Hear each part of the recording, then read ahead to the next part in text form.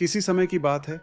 एक नदी के किनारे एक घना पेड़ था जिस पर एक मीठे जामुन लगते थे। उस पेड़ पर एक चालाक और खुशमिजाज बंदर रहता था। वह जामुन खाकर मस्त रहता और खुशी खुशी दिन बिताता। एक दिन उस नदी में रहने वाला एक मगरमच्छ उस पेड़ के पास आया।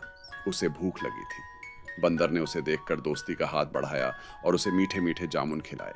मगरमच्छ को जामुन बहुत पसंद आए और धीरे धीरे उनकी दोस्ती गहरी हो गई। मगरमच्छ रोज बंदर से मिलने आता और दोनों खूब बातें करते।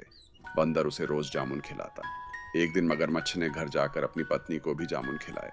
मगरमच्छ की पत्नी को जामुन तो पसंद आए, लेकिन उसने एक लालच भरा विचार किया। उसने सोचा, अगर ये जामुन इतने मीठे हैं तो रोज इन्हें खाने वाले बंदर का दिल कितना मीठा होगा। उसने मगरमच्छ से कहा, मैं उस बंदर का दिल खाना चाहती हूँ, उसे घर बुलाओ। मगरमच्छ मुश्किल में पड़ गया, लेकिन पत्नी के कहने पर उसे राजी होना पड़ा।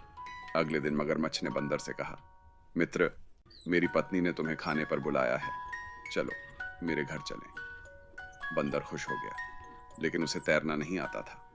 मगरमच्छ ने उसे अपनी पीठ पर बैठा लिया और नदी पार करने लगे। जब वे नदी के बीच पहुंचे तो मगरमच्छ ने सच्चाई बता दी।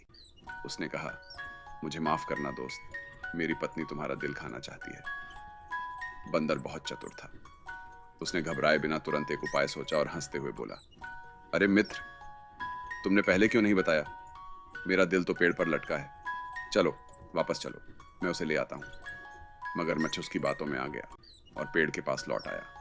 बंदर तुरंत पेड़ पर चढ़ गया और बोला, मूर्ख मगरमच्छ, दोस्ती में विश्वास होता है, छल नहीं। अब जाओ, मैं तुमसे कभी दोस्ती नहीं कर सकता।